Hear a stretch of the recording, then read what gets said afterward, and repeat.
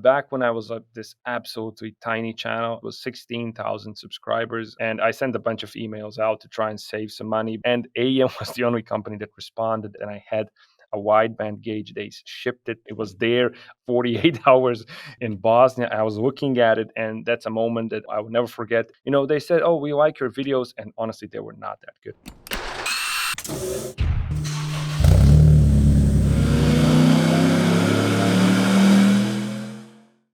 Welcome to the HPA Tuned In podcast. I'm Andre, your host, and in this episode, we're joined by the host of the Driving for Answers YouTube channel. If you haven't stumbled upon this channel before, then this is actually one of my favorites. I'll admit I don't watch a lot of YouTube channels, but this one has absolutely fascinated me because it manages to break down really complex automotive concepts and explain them in really simple terms. If you're wondering at this stage why I haven't actually used the host's name, it's because he wants to remain somewhat anonymous. And despite his almost 1 million strong subscriber base on YouTube, we are respecting that request. We jump into his backstory and find out whereabouts in the world he's come from and find out how he's got a very non-traditional tertiary education, certainly nothing related to physics or mechanical engineering, which is what I think anyone who's seen this channel before would expect. We'll also find how he used his automotive passion to essentially rescue him from his previous career path, one that he was not finding fulfilling. We find out how he turned this into a full-time gig and what he sees for the future. Before we jump into our interview, for those who are new to the HPA Tuned In podcast, High Performance Academy is an online training school. We specialize in teaching people how to tune EFI, how to build wiring harnesses, how to build race engines. We also cover race car setup, race driver education, and a number of other topics. You can find all of our courses at hpacademy.com/courses. They're all delivered via high definition video modules that you can watch from anywhere in the world, provided you've got an internet connection. This gives you the benefit of being able to learn from the comfort of your own place, and you can learn at your own pace. All of our courses have a 60-day, no questions asked money back guarantee, so there's zero risk giving one of our courses a test drive. And as a podcast listener, you can use the coupon code podcast75. That will get you $75 off the purchase of your very first course. You'll find all of that information in the show notes. All right, let's get into our interview now. Welcome to the podcast. This is one that I really have been looking forward to. Love all of your videos, and I'm really interested in finding out sort of how you got to that point. So let's start at the beginning. And how did you actually build up an interest in cars in the first place? Well, when it comes to cars, first of all, thanks for having me. It's a massive honor. I want to say I watched so many of your videos. Absolutely awesome stuff. I strive to have one day that kind of quality. So I'm very happy to be here and very happy that you guys invited me. When it comes to cars, cars and let's say machines and everything, that moves and that can move and has an engine has been a passion really for as long as I can remember, starting with, little Hot Wheels and micro machines to as I grew up, it sort of expanded. One day when I was already, I think 26, 25, when I was able to actually purchase something, I decided that I could finally do what I wanted to do as a kid, and that's basically own one of my hero cars from when I was young. And that list of hero cars is very extensive, but the one common denominator of the list is that it's pretty much Japanese cars from the 80s and 90s with pop-up headlights. I know it sounds childish, but there's an emotional connection. When I was a kid, when I would see one of those cars, for me, that was, the 80s had this aura of the future is going to be awesome. Everybody had money to spend. It was an incredible time. And these cars sort of reflected this time of, these are the cars we have now, but in 20 years, they're going to be flying. But the engineers couldn't wait and the designers couldn't wait. So they tried to make them look like they're already in the future. And then you have this, it was an instant moment of falling in love as a kid. And then I decided, I'm going to buy something. So this is your AW11 Toyota MR2 that we're talking about here? Yeah, it is. When I said I'm going to buy an old Japanese car from when I was a kid, I'm gonna buy one. There was a list on it. We had the 200 SX, the S13. We had the first generation of the Mazda. We had the AW11.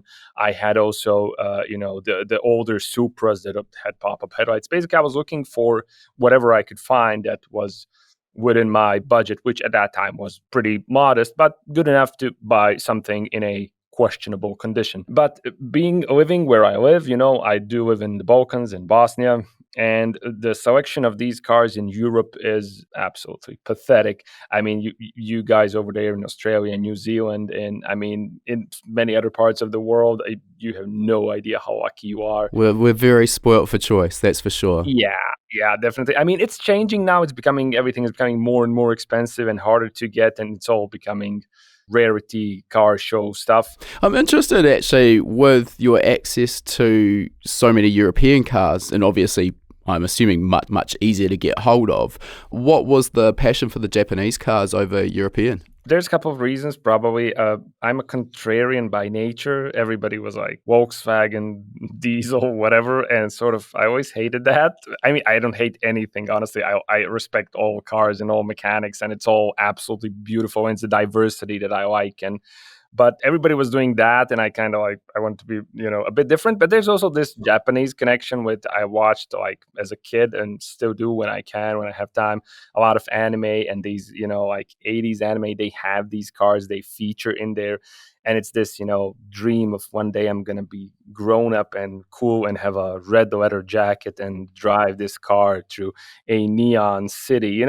Somehow there's something about that when, as a kid, when you see it, it sort of etches into somewhere into your mind, and you can't get rid of it. And I probably, when I'm old, that's still to me gonna be this vision of coolness, of enjoyment, of I have no idea or whatever. So yeah. All right. We're going to dive into that AW11 because that is a car that's near and dear to my heart. We're going to do that in a little bit more detail in a moment. But before we do that, let's sort of just come back one step because I've watched your videos, and anyone who's listening who's watched them, it's very, very clear that you've got a high level of technical knowledge in physics and engineering. And my assumption on this basis is that you've probably got formal qualifications in that area. Am I right, or am I completely off the mark? Yeah, many people assume the same thing, and many people think and refer to me even in the comments as an engineer. Might be a surprise or maybe even a hard pill to swallow for some people, but I have zero formal engineering background, nothing. I never studied engineering of any kind. My actual background is political science, a bachelor's in international relations, and I have a master's in democracy and human rights. I worked for the government. I worked for the European Union, for some international organizations, including the UN and CDC and a bunch of others.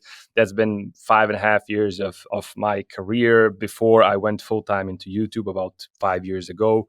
I had what you could call a successful career, but I absolutely hated most of that. No offense to anyone or anything. There's many people in that field who are trying to do good things, but there's also far more people who are trying to, especially in the governmental and even the non-governmental sector, who are simply, there's this world of arbitrary rules, a lot of political influence, and I often spend months trying to get something off the ground, trying to genuinely help my country. A lot of people from my university and from my degree, far too many times we have been buried, and we have failed due to some absolute nonsensical political reasons. And one of the reasons why I got the car and started the whole thing was as a sort of vent for myself, to have something that will make me happy, to escape this world, which was really, really, really hard on me. And I think it cost me a couple of years of my life and health. And it's a very long story, and unfortunately a somewhat painful one, so we're not going to waste time on that. Fair to say that your background and your qualifications there, I would say, are about as far removed from the automotive industry as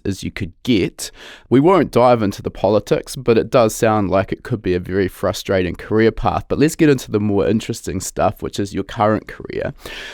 Okay, so we've kind of established here you've got no formal qualifications in engineering, but your knowledge is clearly deep on these topics. So how did you build that knowledge? I mean, this is probably interesting because a lot of people, making these assumptions like I have, would sort of think, well, my time's passed. I haven't gone to university and done a mechanical engineering degree, so, I'm not going to learn these topics. Clearly you could. How'd you go about it? Yeah, I mean, it's very possible that if I had an actual engineering education, if I studied engineering, it's maybe even possible and then got a job in engineering that I wouldn't like it as much as I actually do now. Because when something is your career, sometimes it just turns into what you're using, what you're doing to make money and pay the bills. And sometimes this can kill the passion. Definitely. And for me, I think that if you want to know about something, if you want to be good about something, and this is going to sound, corny and like something you've heard a million times, but it really is. If you have passion and genuine interest in this, there's honestly nothing that can stop you from acquiring knowledge and skills in that area. I may not have formal education, and I do have all respect for formal education, but I have devoured once I like bought the car and then dove into it, started diving into it. The deeper I went, the more I wanted to know. And this was just more and more. And I started at some point, the internet wasn't enough. So I started buying actual books from, that are taught in at college and universities, started reading that. I think that I read them faster and with more interest than if somebody had actually told me to read them, because it was just me in this world. And it was such a contradiction to my work and my career, where there's no proper relationship between income and outcome. With a machine, there is this beautiful, reliable world of, if the input is proper, if the input is correct, then the output will be correct. And that's really beautiful. If you build an engine properly, it's gonna run properly. It's gonna make power. It's gonna work. And this for me was so liberating that it's really hard to explain, coming from a world where you do tons of input and the output is nothing. And then you do it again and it happens again. And then when I got a piston in my hand, started putting it together, hey, look, this works. It's the same as in the book. And for me, this was absolute joy. And then I wanted more and more and more. And it just kept snowballing. What is this? What does this do? What does this do? As you learned. And I think what helped the videos be useful is that many of these things I had to explain to myself. And I explained it to myself as someone without a formal background. I had to explain them in a way that makes sense for me. And I did learn the calculations as much as I could, the formulas, all of that. I understood it after, struggling with it. But the basic stuff, it has to be intuitive. And this, I think, works with the videos. When you explain something, when I explain something to people, I put myself in the shoes of the other person. And I was also that other person. I think it's difficult for a lot of people who are that deep in the industry, know this stuff inside and out, to be able to approach a topic they know so thoroughly with that beginner mindset. And that's where the disconnect comes.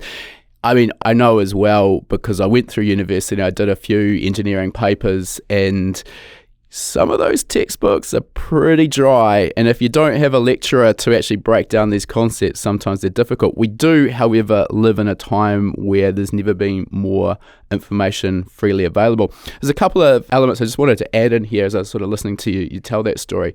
And to sort of turn this around and bring it back to me, this is something I have mentioned a couple of times on the podcast, so regular listeners will have already heard this, but I went through university and I started doing an information systems engineering paper which involved programming. And at the time, I was like, this is literally a foreign language. I do not understand this. My brain absolutely doesn't work in this way.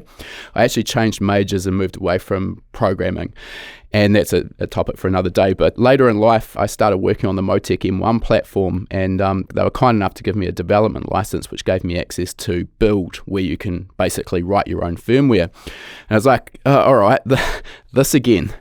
But at this point, I had a need that I wanted to fulfill, which was I wanted to write a flex fuel software package, which didn't exist at the time. And it's amazing when you actually have a reason to learn something, all of a sudden, I actually managed to figure it out. I mean, hey, anyone who is actually a programmer would look at my code and go, what is this guy up to? It was messy, but it got the job done. But just when you've actually got a reason to learn something, everything all of a sudden becomes, I was real passionate about it. There was weeks where I was like working till 11 o'clock midnight, playing with code, simulating it, seeing how it worked. Oh, that didn't work, it's crashed or whatever, it wouldn't compile, and I actually really enjoyed it. The other element I wanted to mention there, which you were just sort of referring to, obviously we do similar things with our videos on technical topics, and there's been a lot of times where there'll be something I know and I take for granted, be that engine building or tuning or wiring, and you don't really think too much about it. The second you actually have to record a video on it and explain it thoroughly to someone, it starts you second guessing what you think you know, and then you actually have to go and research and make sure, hey, was this assumption I've made actually accurate all along? Okay, this is how it works. All of a sudden, like, I know that topic better than I did before, because if I don't know it that deeply, I'm not going to be able to teach it. So just a couple of things I wanted to add in there. And I mean, obviously you've come at it from a very similar perspective. Key takeaway there, though, I think, is for those who want to learn engineering, as you've mentioned, clearly there are options that are viable outside of tertiary education. All right, let's sort of come back to the founding of Driving for Answers. This sort of sounds like it kind of happened in conjunction with this AW11 project. But I mean, again, given your career in politics, this is a big step out of your day-to-day. So what made you decide to become a YouTube sensation? Well, I mean, honestly, the plan was like never to become, I never thought about this turning into my full-time career or, becoming a YouTube sensation. My first video that I published on YouTube, and I never deleted it. I never deleted any of my old videos. The first video I published was basically a recording of how my AW11 doesn't idle properly, and, it shuts off after idling and getting warm, and that's because the idle air control valve on the throttle body, it has, on the 4AG, it has the stupid wax. The wax pellet, yeah. Yeah, that crap. Anyways, I didn't know it back at the time. So I made this recording just so I could show the guys on the forum how it doesn't work, right? And so maybe they can help me diagnose the issue. That was the first video. And I did start, some people might remember this from the very early days, and I still get sometimes people in the comments who say, I remember this channel from when it was a blog.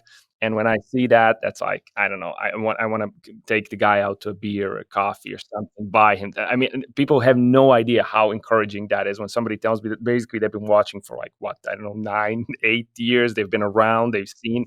That's like, I don't know, it feels like a friend in there, because the more the channel grows, the more there's the disconnect from the community, and these people who are there, who are actually they are the gems. When you get, I have familiar faces in the comments, and I remember them, and they are what keeps me from not banning commenting under my videos, because sometimes YouTube, it's unreal.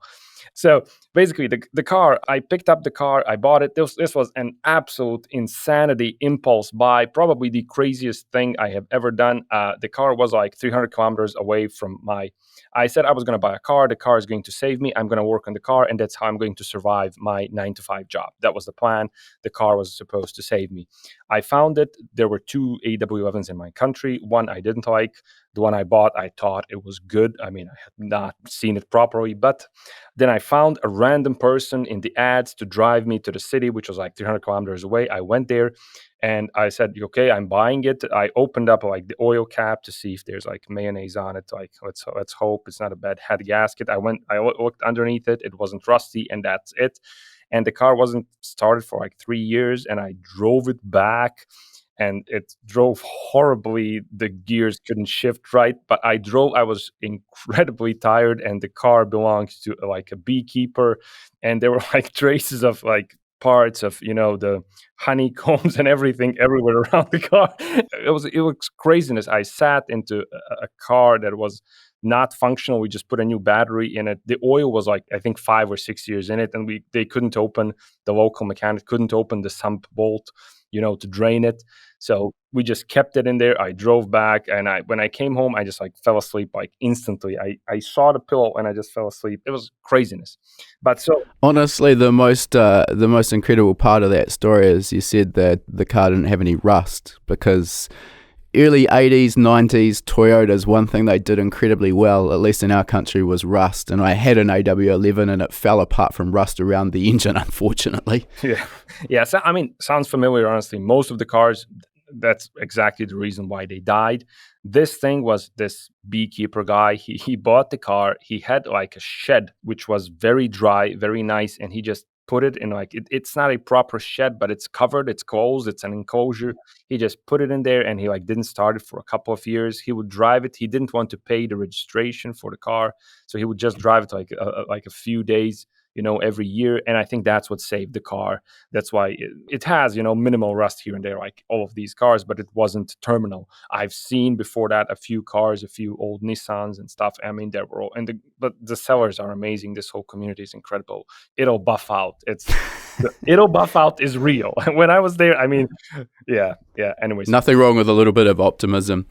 Yeah. So again, we'll dive into this car build in a bit more detail. I'm still interested sort of at what point did you go from posting a video on YouTube to try and help explain on a forum why your car won't idle to sort of thinking, hey, there might be something here and there's a problem that I want to solve? So basically, the channel transformed at one point. Initially, I started with like a blog where I wanted to document my journey with this car. I really don't have any friends or acquaintances or even family who's into cars to the extent that I am. You have the odd person that like knows how many horsepower a particular car has and what is fast and what is not, but that's it. That's where it ends. They don't know. They don't go into the crazy realm. So, anyways, and I made a blog so I could share basically this little journey, and then I started documenting it with videos, and it somehow quickly I moved away from the blog. I kept writing from time to time, but somehow the videos were, to me, for some reason, I really don't know, but a more usable format, and it conveys more. It conveys sound. It conveys image. It conveys what's happening. You can tell a story. So in the beginning, I was just documenting, like I was restoring a few parts. You can still find these absolutely ridiculous ancient videos shot with like a ridiculous camera. It's like me in front of a wire brush for like 2 minutes. It's unwatchable. But I thought, this is fun. I can record this. Look, I made this part look so much nicer. So and then I realized, okay, this looks horrendous. Maybe I should talk in these videos and like give some sort of background, like explain what's actually happening instead of just shooting like, pictures with a bit of text, underneath. So then I did that. And then sort of the community started, appearing. Random people would write something. Hey, I have the same car. And I was like, when I saw the first comment, I was like, oh my God, somebody's actually watching this. And and there was a moment when I saw the first comment, and I remember a guy from the US, and he was one of the first people who subscribed and commented. And the moment I saw the comment, I was like, I'm going to delete all of this because I really thought nobody was watching the crap. I would saw like 10 views on a video, and I'm thinking, okay, 10, whatever, it's like bots or something. I just didn't care. But when you see the comments, and then it becomes real. And then I said, okay, I'm going to keep doing it. And then slowly you start noticing what's wrong about the videos, and then you try to fix this and that. And the more feedback, it's a vicious circle, but not a vicious circle in a positive way, a vicious circle. It's like the more feedback you get, the more you want to provide, the more you want to sort of give back, and then you get more feedback on that, and then you want to give even better content, and it just keeps rolling. I think I'll just interrupt you there for a second, and I know exactly what you're saying. I mean, first of all, everyone has to start from somewhere. Anyone on YouTube doesn't sort of instantly jump into YouTube and have a perfectly polished presentation and everything's just perfect. That's ridiculous. But one of the very first course that HPA recorded, and still I'd say probably our most popular, is our EFI Tuning Fundamentals course. And back when Ben and I had founded High Performance Academy, it was kind of a test the waters and see if there was a demand for what we were producing. So at the time, I was still running my tuning business as well. So this was very much just sort of on the side. And a lot of people probably haven't heard this story, but at the time, Ben was actually living up in Auckland, which is about 800 kilometers from where I was. And I'd fly up or he'd fly down. So the very first course was recorded in the living room of his flat, We had to stop while his neighbour was mowing the lawns, and literally we were shooting with some crappy camera through a ladder. And the reason we were shooting through a ladder is so that we could race tape an iPad to one of the rungs of the ladder, and that was our teleprompter. Oh my God. And the lighting kept changing because, we didn't have a blacked out room. We've got the curtains are drawn, so as the light changes, the lighting in the room changes. It was a hot mess. It was a train wreck. But what it did was it showed that, we've got proof of concept, this thing works. So then when we decided to go full time, we re-recorded the entire course because now we actually had something of a studio. It was very rudimentary, but it was better. And that brought our level of quality up again, both audio and the video. And then we grew, the team got bigger. We had dedicated animation graphics specialist on team. We've got a crew of video editors. And then we record it. So I think we're on either our third or our fourth iteration of that course now, each time just polishing the edges and making it, just that much nicer. Now it's got nice engaging B-roll and, animations of the topics, But we couldn't have done that at the start. So you have to start somewhere. And I think one of the things that holds a lot of people back, and this isn't just on YouTube, is striving for perfection as opposed to settling for good enough. Get something out there as a proof of concept, and then you can polish it later. Anyway, sorry, I digress. Let's get back to your story. At what point did you start sort of seeing that, hey, there might actually be a career path here on YouTube to sort of make a full-time career in? The breaking point was when I was sort of finished with the build, and I sort of ran out of things that I thought were, good ideas to shoot about the AW11. So basically, up to that point, the channel was just me and the AW11 and my build. At that point, it was the bike carb conversion. What sort of subscriber numbers did we have at that point, just to get an idea? That was around 50,000 subscribers. Okay. Okay. So that's sort of where, and I realized that I could keep shooting videos, but I really never wanted to go into this sphere of, let's say, vlogging content, or now I'm going here, now I'm doing this, now I'm at this car show. Believe it or not, I'm in my entire life, I've been at one car show.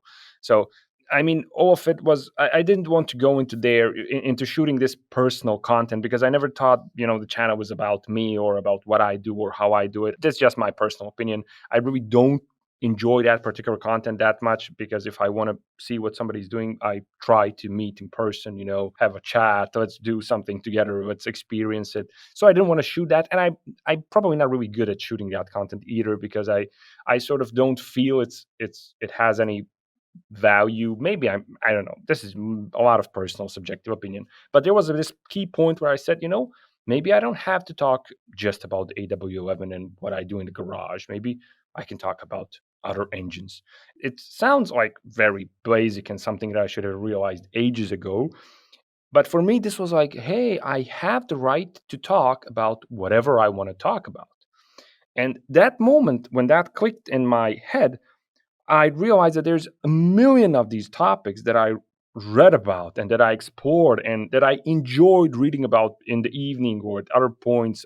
Sometimes I even wrote like tiny, for some of my videos, I had pretty much ready-made scripts because sometimes when I would read about something and try to understand it and research it online and read about it in a book, then I would write like little notes, like basically in Word on my PC. I would write, this is how it works because sometimes I have to write it down, an explanation with my own words so that I don't forget what it is, how it works, because I have to have this something that makes sense to me.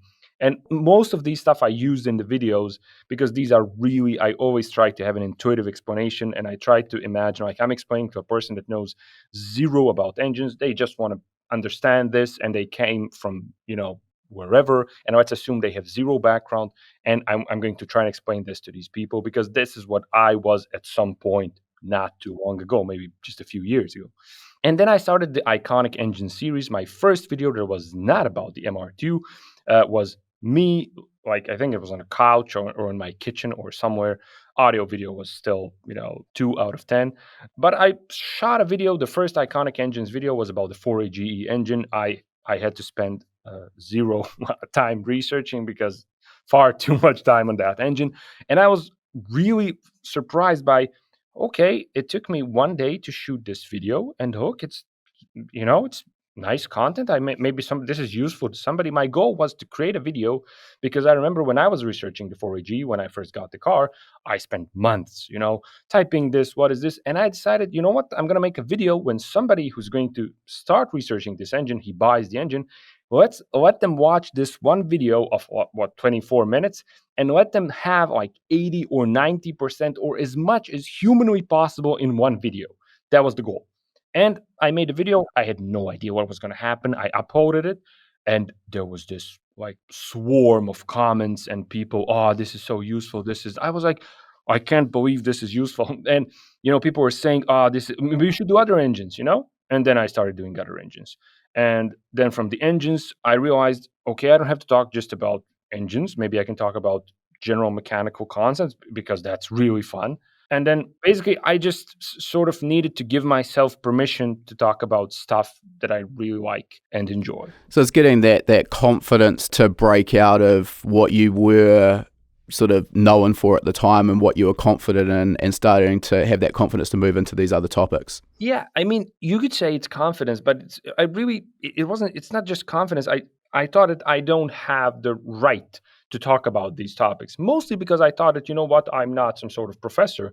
I'm just a random guy. I can't talk about this stuff. I don't have, because I was really very traditional up to that point in my brain. I didn't watch a lot of YouTube. I really didn't understand how, let's quote unquote say, this new world works. And then I realized, hey, basically everybody on YouTube is just some random guy. I mean, who cares? I don't have to have any sort of certificate to talk about this stuff, and I really like this stuff. Unfortunately, I find that is both a blessing and a curse, because yes, you're absolutely right, and you're doing it with technically correct information that is actually teaching people how things work. Unfortunately, I think with YouTube now, anyone with an iPhone and sort of the time to edit a video is able to put content out, and that unfortunately gives us a lot of questionable content where technically they are incorrect, but people will believe it as gospel because it's on YouTube. So that is a problem. Definitely. I mean, when I was back on the forums, and I remember there was a guy who was on the AW11 forums, and I started doing videos a bit. And I remember he told me, and this was like a really tough thing for me to swallow, but I said, I had to digest his thing that he told me at the forums, but I was like, screw you, you're not gonna stop me, because who are you? Because I remember he told me, what you're doing on YouTube, he says, this is what I think is the pinnacle of human stupidity and what will lead the human race to ruin. And then he referenced the movie Idiocracy. And then he told me, you know what? Who gives, like, how can you talk about something that you don't know? But I said, you know what? I did it. I experimented with it. I broke a few of these parts, and then I did it right. And then I made a video, and it's useful. And when I make something wrong, and I did have some mistakes in the old videos, I would delete a video and publish it again, correctly. But he was totally against YouTube and social media concept and everything. But you're definitely right. There is a lot of, but that's unavoidable. Even if you look at books. I mean, if you look at books, I have bought engineering, quote unquote, engineering books, and I'm not an engineer, but I'm confident some of these books are junk. I mean, they're horrible. I mean, the way they explain things, it's absolutely horrible. Some of them are published like 2015, 2014, and they are using antiquated concepts, technology that's been abandoned for like 10 years, and they are saying it, oh, this is how it works. Oh, no, it's not. But of course, social media, you have this massive flood of information. But I think ultimately it is fair because the junk doesn't last. It can't. It's there. It can create a sensation. It can create a little firecracker, a little boom. But eventually, enough people will tell you, people don't listen to this guy. He's insane, whatever. And it just sort of starts sinking and it gets forgotten and dies. I 100% agree. Sort of through almost crowdsourcing, you're starting to see those who are producing good content rise to the top, and as you say, the rest get pushed down. A couple of elements there. First of all, I think your point about I can't teach this stuff because I'm not a professor or I don't have a piece of paper that says I'm an expert in this field. I mean, the reality I find here is, and this is what separates those who do what you do and to a point what we do, is there's a lot of people out there who are what I'd say experts in a given field, and they probably run rings around me in engine building or whatever. But whether they can actually break down some of these concepts and explain them in a simple to understand way to others, often that's the bit. And I find that's the skill set that's very, very important for what we're doing, you and I, is being able to break down these concepts, even if, technically maybe you're not the expert at the pinnacle of that field. The other element, which you kind of alluded to there, and I'm just interested because obviously we have exactly the same, I'm interested in how you deal with this, is the trolls, those who are quite happy to jump into the comment section. I've been doing this now for probably 12 plus 15 years, maybe I don't even longer than that, because we had trolls with my old business as well. And anytime you're kind of breaking a world record or putting yourself out there with this information, there's those who are pretty quick to try and sort of bring you back to earth. I had to grow a pretty thick skin fairly early on, but yeah, how do you deal with that? It's a tough question. It's a tough topic. I had this phase where it was really hard and really painful, and because I really make the videos, I make them as honestly and as genuinely and as possible, and I don't want to put out something that I don't think is good, even if it's something that this might work, it might get views, but if I think it's useless and it doesn't have any value, I don't want to publish it. And for me, still, something that takes up space on a server somewhere, I think it has to have some value. It is consuming some sort of resource at the end of the day, so it has to have value. And when you try, and I really try hard, and I do everything myself, the whole channel is a one-man show, the recording, the scripting, the researching, the editing, the little graphical animations, everything. None of it is really professional, but I do everything myself for the sake of quality control. And basically that's what I think why I do it, but maybe I don't, who knows. But that's what I try. And then somebody comes there and tells you, and sometimes these people are really creative with the insults. And, I had a phase where I responded to all of them. And I try to hurt them back, the meanest things I could come up with. I would do, there was for a few weeks, I remember that, I think, let's say 3-4 years ago, I think. And there was 3 weeks when I said, you know what, and now I'm going to lash out at you because you keep hurting me. I'm going to hurt you now. And sometimes, and then after that, I started banning people who were really hateful and really nasty. I would just ban them from ever commenting. I honestly think this might sound weird, but there is place for censorship on social media and on any media where somebody really oversteps the line. And it's not just curse words. It's where something is genuinely hateful, and you see it at somebody's. Oh, agreed. I mean, he's trying to either hurt the creator or somebody else. You can see responses to comments. I mean, this is something for me a massive phenomenon. I can't figure it out because I'm also interested in another version of, I don't know, me. I'm really interested in psychology and philosophy. I really care about these things and human emotion, all of that. It's an interesting topic. And I'm trying to understand these people. I'm trying to understand the motivation behind this. For example, let's say I find a video on YouTube and I open it and I don't like it. Honestly, I'm not pretending to be a saint here, but I'm just going to click away. 100%. That's what I've never understood, is someone who will watch a 15-minute video to comment about how much they hate it. And it's like, well, if you don't like it, there's no one actually with a gun to your head forcing you to watch these videos. I think the other thing is the internet and social media in general is given this level of, you can be anonymous, and it's really easy to hide behind a laptop keyboard and say things that you would absolutely never consider saying to someone's face. It is a challenge. I mean, I love a good internet battle from time to time. I mean, I also have to look at the practicality of the time I'm going to waste battling with someone in the comments section. And the old story, battling with someone on the internet, you're fighting with an idiot who's going to bring you down to their level and then beat you with experience. And that, unfortunately, is often the reality of the situation. You summed it up really well, because that's how I overcame it. At some point, I realized, the number of comments keeps increasing and you just can't keep up. And I found solace in the fact that, okay, some people come here to lash out, to maybe they've had a bad day, and maybe this is what makes them feel better, and it's not necessary for me to respond. I don't have to respond. And I just, oh, it's okay, I stopped. And I have, after years, I have the ability to just scroll past. Okay, next guy. Okay, he didn't like it. Maybe I should fix it. And basically it became a normal thing, but it took time and it took effort. Yeah. I mean, I think also there are some constructive feedback comments that maybe aren't worded the best and can look insulting. Sometimes it's definitely, you want to take some constructive feedback on board and see how you can apply that in making your new videos better. I guess one of the questions that it seems like you're trying to answer with Driving for Answers is this level of misinformation, misunderstanding that's rife in the performance automotive industry. I'm interested, why do you think that is the situation we face in this industry? I don't know if it's as bad in other industries. I think a part of it, I mean, just an opinion, but I think a part of it is the complexity of the industry itself. And there's a massive discrepancy between what people want to achieve with, let's say, a build and what they need to actually achieve it. It's massive. You have to have a lot of knowledge, a lot of experience, a lot of things to have to actually create something that is good and desirable and that matches whatever your dreams are. Because when you think about it, a car and an engine are incredibly complex. I mean, any sort of machine, it doesn't have to be a car. Just take an electric scooter, even that requires a lot of complexity. And then people enter this world where they want this to achieve this. They have this thing they're imagining, a particular build, a particular car with a particular power output, performance, whatever.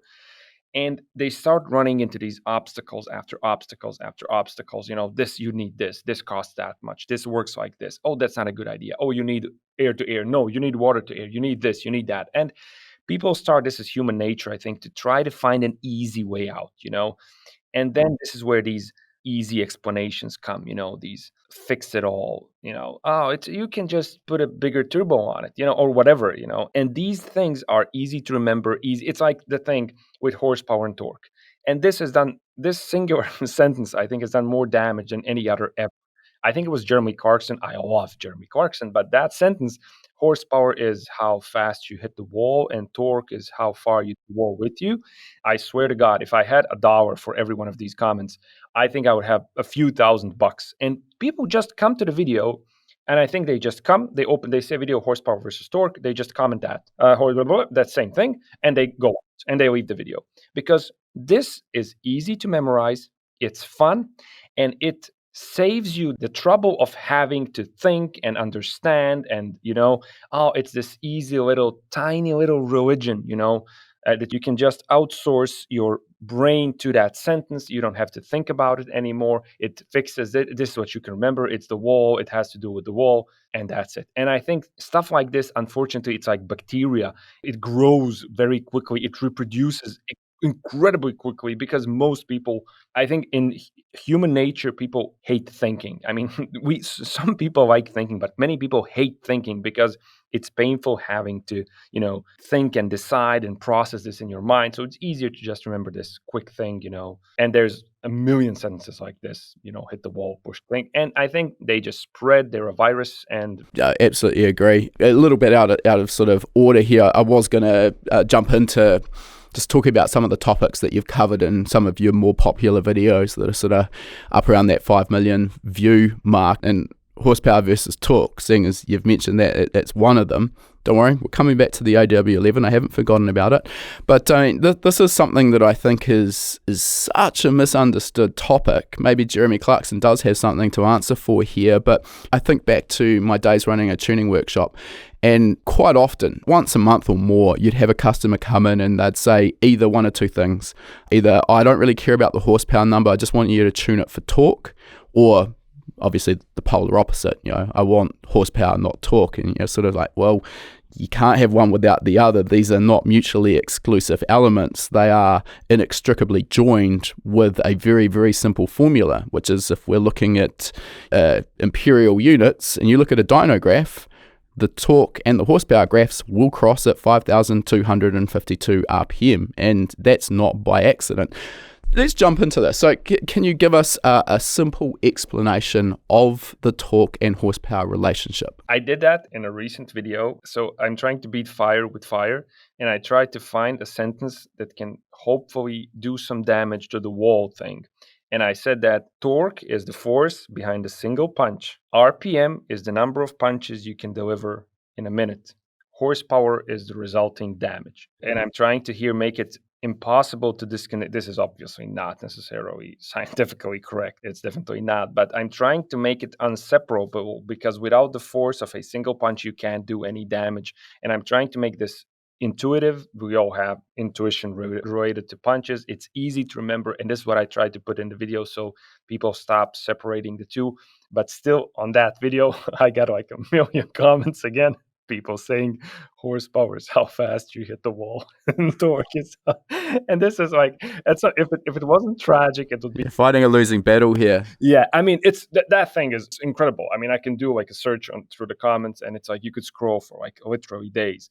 The same comment, like million. Sometimes I think it's, like bots, an army of bots that is created to just repeat that comment, but it's not. It's unfortunately, it's actual people. So that's what I try to do, to just make it. Horsepower is a calculation. Torque is a measure of force. I mean, if you were to put your hand into the engine, torque is how brutally and quickly your hand will be mutilated.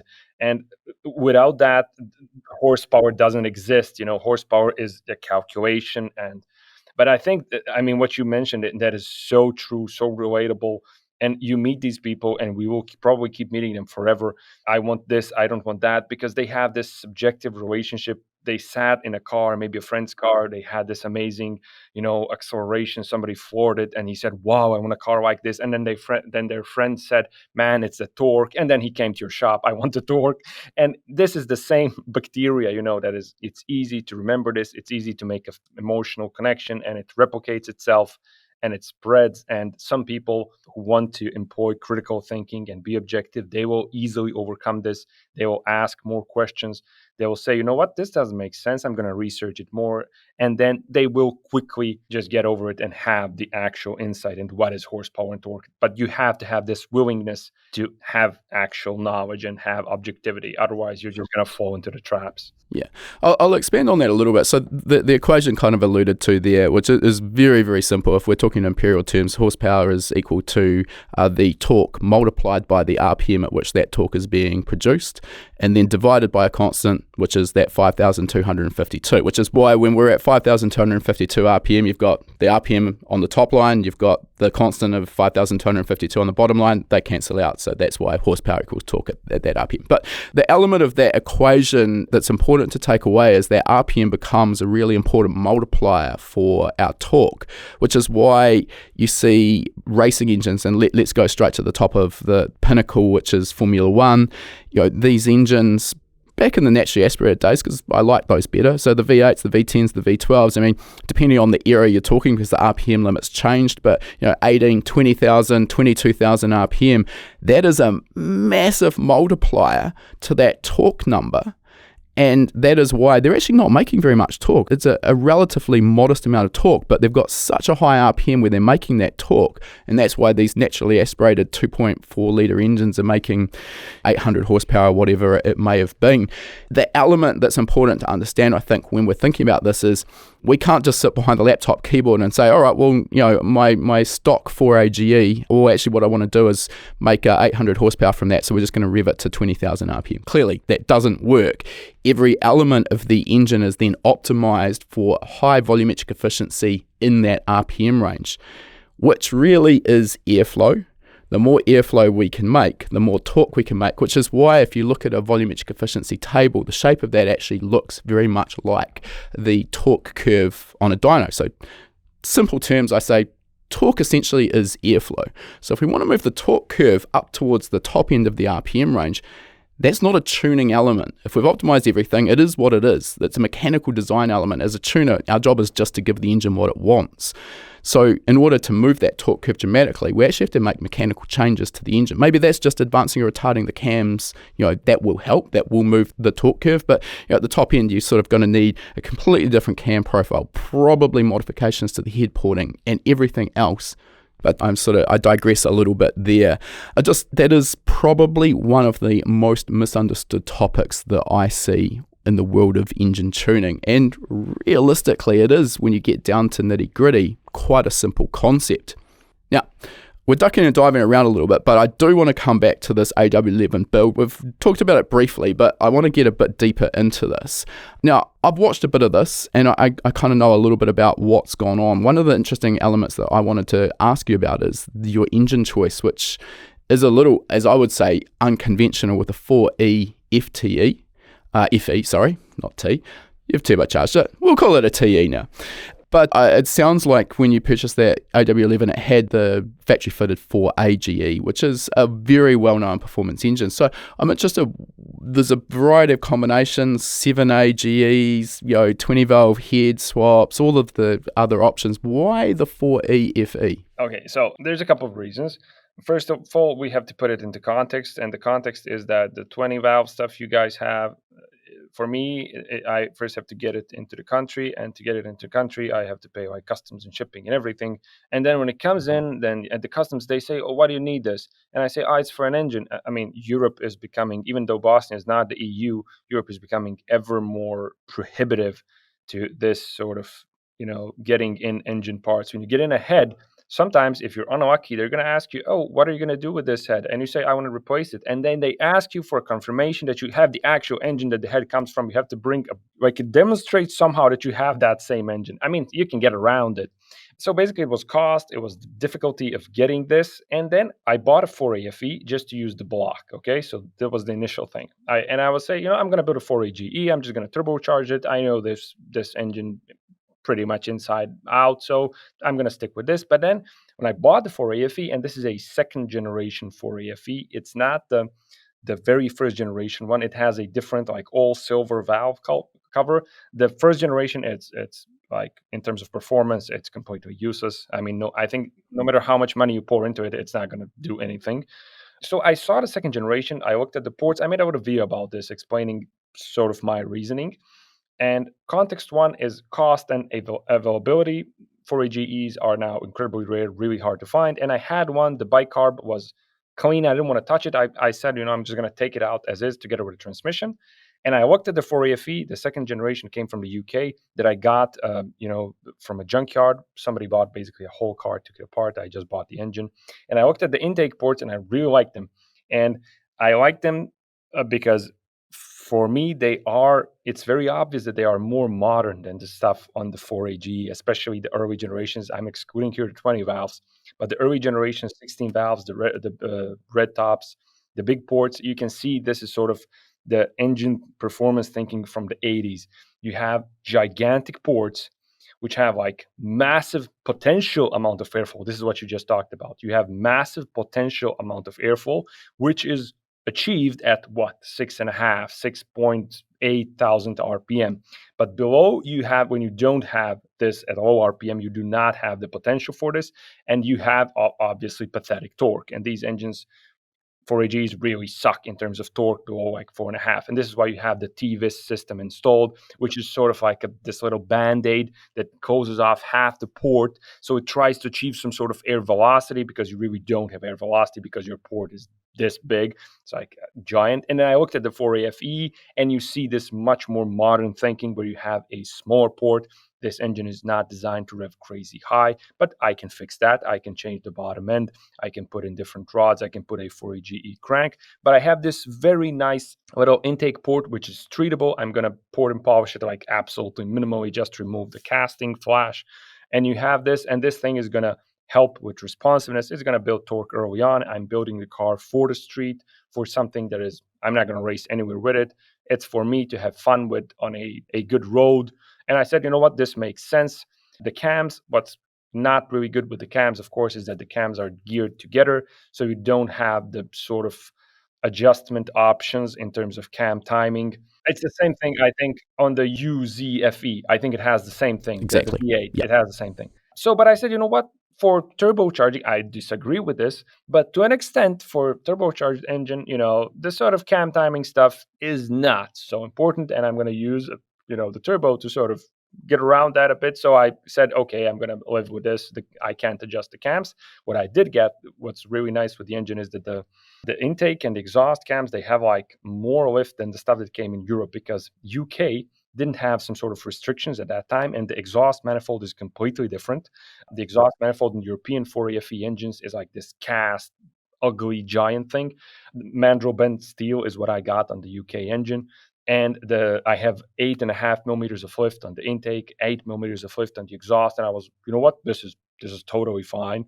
We measured duration, I forgot, but it was decent-ish. I was fascinated by the lift numbers, and I said, you know what, this can be built into something that has performance. And then I realized that if I built this engine and if I demonstrate that it has some sort of potential for performance, then I'm bringing value again, because these engines are really plentiful, they're readily available, they're cheap, and people can buy them instead of spending entire savings on a 4AGE, which again needs to be rebuilt. And some of these 4AFEs are actually in good conditions. You have them in Toyota Carinas in Europe and everywhere else. And I thought people that want something maybe Japanese, and these engines fit in a bunch of Toyotas, maybe they can find solace in this engine. And I did hear people starting to build, a few persons basically saying that, yo, this is not bad. I have a 4AFE in the back of my garage. I thought it was useless. So you think maybe this is the Toyota version of the 5.3 sort of LS cast iron block truck engine that everyone's buying for $400 from a wrecking yard, bolting on some eBay turbos and making 1,000 at the wheels? Yeah, definitely. I mean, I don't think it has, that sort of potential. And I think in race trim, I don't think it can touch the 4AGE, because we did have to do some trickery. For example, the valve springs, the engine, the 4AFE revs in stock form to, I think, 6.3, 6.2. So very, very low red line. They basically designed it for economy. There is no dramatic upper RPM like in the 4AGE. You don't have this sporty nature, and that's why the valve springs are, if you take them out from the engine, it takes very little effort to squeeze them with your finger. They're ridiculous. But we did find a replacement. We took dimensions, the exact dimensions, and we went to a machine shop that fortunately had like a giant, like a storage house of valve springs with numbers on them. And we like compared one by one until we found the same one. And it was an Opel Insignia late model 2-liter diesel something that has the exact dimensions, but a lot stiffer springs. So we went with those. On that note, do you sort of think you're making your life more difficult dealing with an engine that doesn't have the level of aftermarket support? Obviously 4AGE, you can buy off-the-shelf valve spring kits, off-the-shelf bigger valves. There's a variety of cam profiles, etc. 100%. This is definitely, I mean, I spent some, but mostly it was time. It wasn't money. It usually required time and creativity to fix these issues, because definitely it is a bit of a pain, but the bottom end, you can rely on the 4AG aftermarket. Basically, my whole bottom end is a 4AG ZE. I mean, I went with forged aftermarket, inexpensive rods, and a 4AGE brand new crankshaft from Toyota, which you can still buy, which is really acceptable. Like, I think $700 for a brand new crank, and these cranks are good. I got ARP everything, and it gives you a pretty solid bottom end. I went with the low compression 4AGZ pistons. I don't think those are available anymore. Again, original from Toyota. They're like semi-forged. They're a really, really cost-effective and strong option as well. I think a lot of people jump to an aftermarket forging, which I didn't realize they'd been discontinued, but aftermarket forged pistons probably around double the price. And we were talking before we started recording this. I had a 4AGZE bottom end in my KE7E drag car, and that was all stock Toyota components internally, crankshaft, con rods, and the supercharged low compression pistons. And we were making 500 wheel horsepower at the time. That was the last time I dynoed that car, and we actually never had a failure. Yeah, it goes to show you just how good. I mean, you can see it honestly on these 80s and 90s Toyota's parts, brand new when you get them, when what's still available from the dealerships. You can honestly see the quality in these parts. It's even somebody who isn't educated or who has zero experience in it, you can see the quality. Sometimes you buy aftermarket forged pistons, and I guarantee that from some places they're going to be worse than the OEM stuff. Because back at the time, back in these decades, Toyota had this mission, and it was this obsession, of building quality, of over engineering, leaving this giant thick margin for error. And this is why the 2JZ and all of these engines are what they are, because they left these giant margins for error. I feel like the engineers sat in there and said, maybe somebody's going to run this engine with not enough oil. We should make it survive that. I mean, nobody does that anymore, not even Toyota. No, the safety factor in parts design is, I feel like a lot of engine manufacturers are running a very, very thin line with those margins, whereas what was an AW11 supercharged engine rated at maybe 160, maybe 180 horsepower, I can't even remember. So for me to be able to take that to 500 at the wheels on stock engine components, there's numerous people took the older 2JZ up to 1,000 wheel horsepower with all stock internals as well. I mean, I couldn't necessarily recommend it, but the fact that you could do that, there's not a lot of engines these days you'll get that level of factory power multiplication without, externally venting the block. Yeah, that's what a lot of people also don't understand. I get often comments, people saying, "Oh, you see the new Yaris GR? Oh, they're pushing 400, or this engine from BMW, they're pushing this much, that much." But people don't understand how the difference in tuning that we have today, and they also don't understand the very last margin of how far these engines are now pushed. They are basically like an athlete on steroids, whose veins are like popping on the neck. They're ready to explode at any moment. They're waiting for, and you had it 10 years ago, 15, 20 years ago, you did not have the kind of knock monitoring, or the ECUs, and people people were pushing this stuff. I mean, it's a stupid reference, but Fast and Furious, the Supras from that time, they looked like that, and people were pushing that kind of horsepower on the ECUs that don't compare in any way to what we have today. And these engines ran, and I mean, they made power, and so just goes to show you how much the hardware is responsible for that. Definitely. Talking about the ECU side of things, it looks like from memory you went with AM Infinity on the MR2 build. What was the reason for going down that route? Honestly, mostly due to my loyalty, let's say, I'll be very open about this, to AEM. Back when I was this absolutely tiny channel, I know it was 16,000 subscribers. I randomly tried sending emails, and I sent an email to AEM and I said, "Can you send me one of your wideband sensors, and the gauge?" And I'll make a video about it. I honestly didn't think anybody would respond. And I sent a bunch of emails out to try and save some money, because when you start building a car, especially in my part of the world, you quickly run out of money, because everything, you have to imagine this, that everything you buy, there is no store we go into that has everything. Okay, we order everything from abroad. Everything goes through customs, and everything that you see, the price you see online, always imagine a double, because I pay shipping and I pay customs, and it's always double the price, and you go in with your money, and this is an expensive hobby, let's be honest, and very quickly you just run out of money. And then I started sending these emails out to try and save some money, and AEM was the only company that responded, and I was totally amazed by response. And I had a wideband gauge. They shipped it via DHL. They paid like for the most quickest expensive shipping you can imagine. It was there across the damn Atlantic Ocean, like 48 hours, in Bosnia. I was looking at it, and that's a moment that I will never forget. And in the future, they said, "Oh, we like your videos," and honestly, they were not that good. And they said, "We like your videos. It's nice content. This is usable. We can send this, to people who want to see how to install the product. So if you want something in the future, we will try, to meet you, make your demands." And honestly, and when the products arrived, I saw, it was a good product, and I was like, okay, I can install this in the video. I'm proud to install this because it's actually good. And I personally believe that this works and it's good. So I was happy there. And in the future, whatever they sent, everything was good. And I think, honestly, these reputable brands nowadays, AEM, Haltech, Motec, whoever you want, all of this is good stuff. And people, this is my personal opinion, people compare this versus that.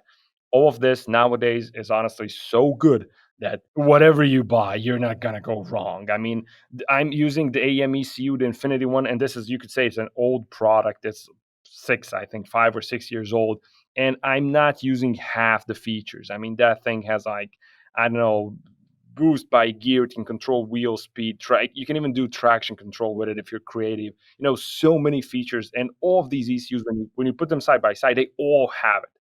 So, and I realized that at the end of the day, they all work on the same principle. And I said, you know what, I'm going to use AEM stuff because I can use it to demonstrate how it works. It's user friendly. It's easy to install. It's something that the average car guy can use. And even if they get something different, it's still going to be relatable. Yeah, I think you did right there on the fact that we're actually spoiled for choice now with the selection of modern ECUs. And I don't think, with probably a couple of exceptions, there's not very many bad options, particularly the mainstream popular ones like you mentioned. I'll chuck in there probably Cyvex, maybe Link. I'm undoubtedly forgetting a few. M-Tron would be another one. I mean, they all are going to run your engine and do an exceptionally good job of running the engine. It's only when I think you start getting involved in, sort of higher levels of motorsport where you start wanting some of the more intricate functionality, such as maybe paddle shift or gear shift control, traction control, launch control. All of these ECUs that we just listed probably have those features, but I've said this before and I'll say it again, there's traction control and then there's traction control. They're not all created equal. One will stop the wheels from spinning, but you're going to be slow. Another one will limit your wheel spin and control it, and you're actually going to be faster around a racetrack. But that doesn't actually matter for everyone. In terms of learning how to actually use the AM Infinity and tune your MR2, how did you build up that skill set? Because again, I mean, this is where we came from and sort of started. There was precious little information out there about tuning before we started making our courses. And I know that when I started my career 20 plus years ago, that was a challenge. I was forced to learn by trial and error. When it comes to tuning, I mean, the beauty of ECUs and software is that ultimately they reflect reality of how an engine works, especially now with V tuning, what we have, it's not pulse width anymore. We have, again, the luxury that didn't exist, 10 years ago, 15, I don't know how much. But once you understand the fundamentals of the engine, you understand the fundamentals of how the tuning software works. When it comes to actually learning the, ins and outs, most of this stuff, there's like massive online resources. I mean, even the instruction manual that comes with in AEM, if you actually read it, it's really useful. And hard to believe, right? Yeah.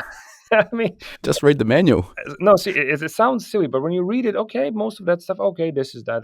And to be honest, once I plugged everything in, I mean, the wiring is the big part of it to do it. And for me, that was the first full wiring job that I tackled from scratch by myself. I was involved in a few other projects, but usually my part was a small little part of the project, a task, maybe, do this, do that. We made some decisions, but this was something that I did completely by myself in terms of wiring from start to finish. And I decided that, that has to be done in an organized manner as well as I could. And I was amazed by how unorganized it came out at the end, despite my willingness. And this really amazed me as a skill, how much experience you need there and how much it needs to be approached. I was certain I was doing it right, and it works. Everything works, but it didn't turn out as pretty as I hoped, and as tidy as I hoped, and as serviceable as I hoped. What I've seen is that the two areas that really capable enthusiasts to shy away from doing on their own projects, one is the engine building and the other is the wiring. Now, I kind of get the engine building side of things because on face value, there's a bit that goes into it, and obviously there's some machining work that's required. The wiring, I think, is one of those things where it's actually, I want to say it's easier than most people think, but I think the part that puts people off is when you're dealing with electricity, you can't see the voltage, you can't see the current, you can't see the resistance. These are terms that are a little bit obscure, and it's difficult for people to wrap their head around. But once you actually understand that, it is actually relatively basic. The two things I think are most important in an area that people go wrong is an eagerness to just jump in and start making the wiring harness. Let's get some rolls of wire here, some side cutters, and crack on in. In our wiring courses, we're very procedural in this, and that first step is so important: planning and then documentation. And I'll often spend longer on that element, particularly for a motorsport concentrically twisted harness, because there's a lot of planning that goes into the layering. But I'll spend longer on that than actually constructing the harness. But the payoff is that you've got this document to work from. The rest of the process becomes seamless. if you've done your planning properly, you're almost guaranteed that the end result's going to work exactly as you expect. And just as importantly, you've then got this roadmap of documentation that in 6 or 12 months' time, you come back, you want to change something, make a modification, maybe there's a problem that you need to diagnose. You've got this to look at, and you know where every single pinout goes. And that's really frustrating if you just sort of jump in there and wire it up and we'll worry about the rest down the track. That is suicide. I did make like a really, really nice like diagram. I diagrammed everything so I can take it apart, put it back together. But somehow, in terms of what like really disappointed me is the aesthetics. It just didn't end up looking nice. Again, that was a problem because the wiring available here locally is thick and weird, and it's different than the gauges they specify in the US. So that was one of the issues that sort of, pushed me back. But again, I think it could have been done aesthetically much better.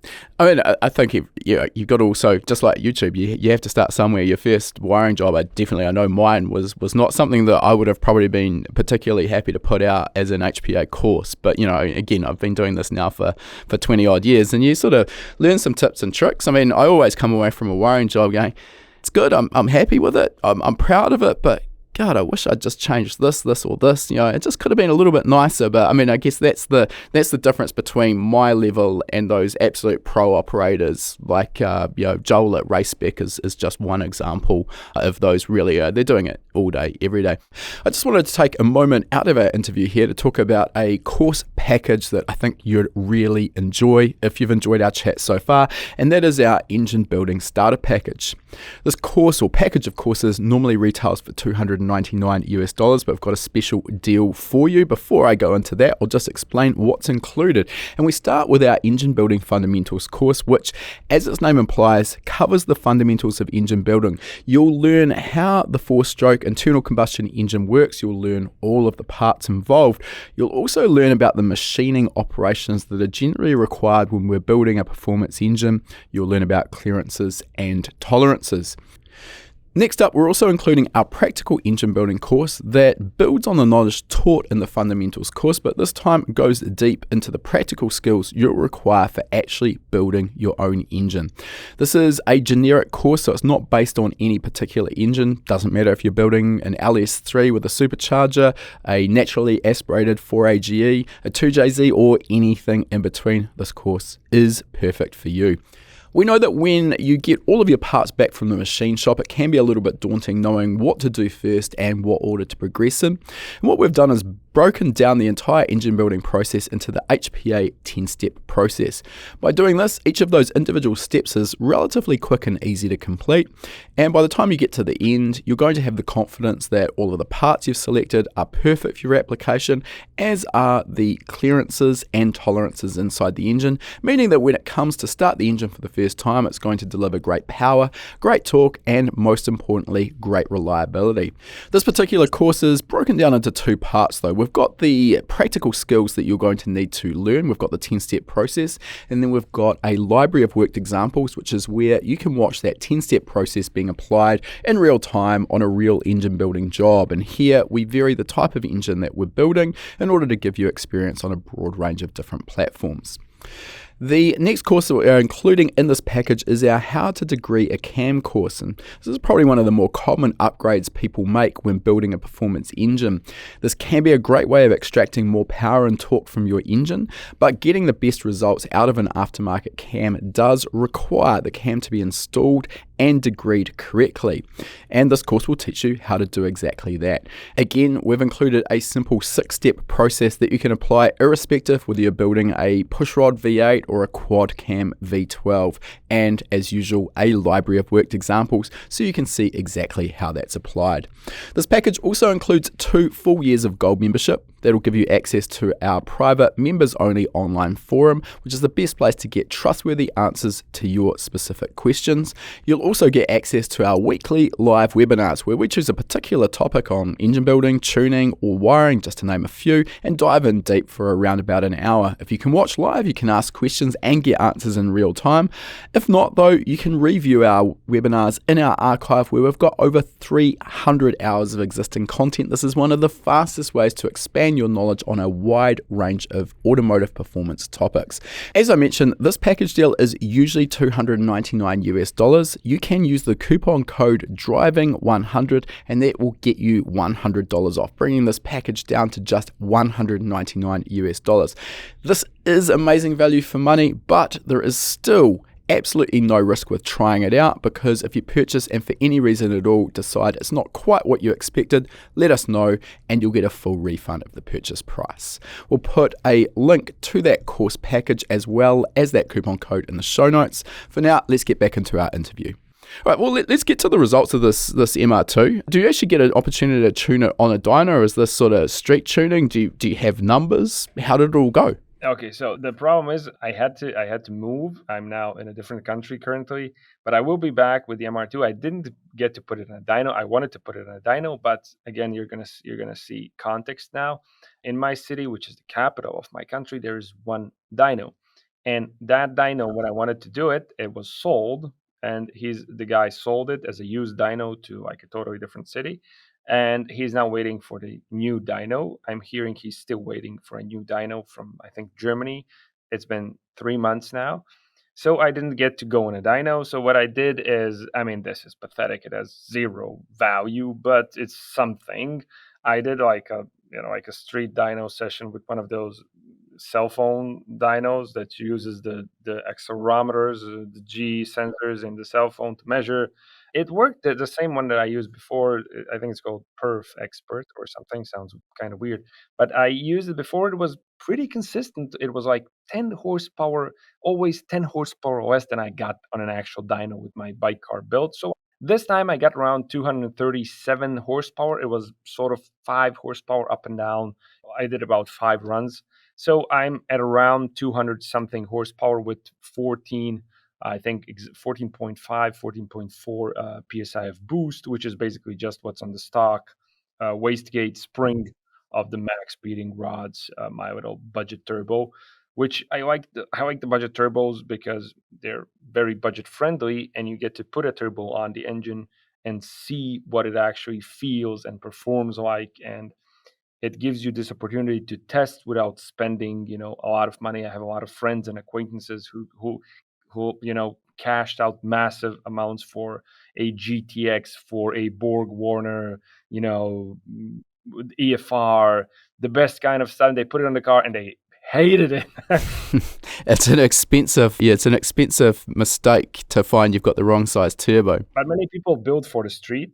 They build for the street, but they get inspired by motorsport, YouTubers, or I don't know, something, and somebody convinces them, this is what you need. This is going to get you the power. This is going to hit, and it gives them this peaky car that like explodes at 6,000 RPM. And there's a dog everywhere else. Yeah, and it's fast, right, in a straight line, but driving it through corners, and these people want to drive through corners. We have some amazing roads if you want to drive through corners, and there's zero traffic on them like 99% of the time. And these cars, they end up sucking on this. So these people take these turbos and they then try to sell them. And it's really hard to sell them because nobody wants to buy something so expensive that's used. So that's why I went with the budget thing. And I put it on because I think that a GT28, this is basically a clone of, an old school Garrett GT28. I thought it would be big for a 1.6. And it is as sort of what I expected. It starts pulling up at around 3.94, which is kind of late.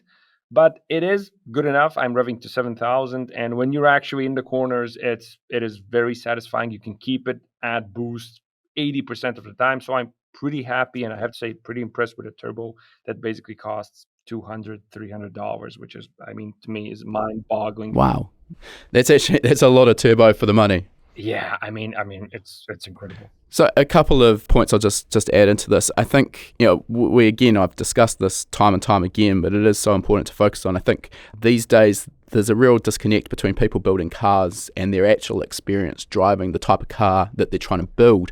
And it's very easy to watch YouTube channels with, cars making 1,800 horsepower. You read blogs, read magazines back in the day, and all of these cars, to be feature worthy, have probably got massive power output. The reality is that's fine for a certain application, but for a street car, the power is much less important than a wide power band, and getting something that's sort of peaky and doesn't start really producing usable boost until after 6,000 RPM, it's fun for a little squirt. But particularly through any windy corners where you need a wider power band, the car will be an absolute slug. So I think that's important to sort of mention there.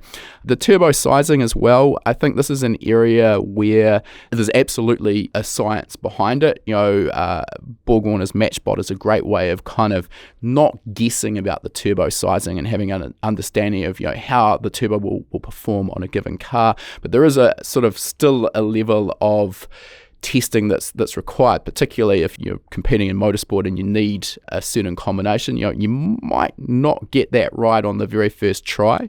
Maybe it's as simple as changing an exhaust housing AR, but maybe you might go through a couple of turbos, and like you say, that's an expensive exercise.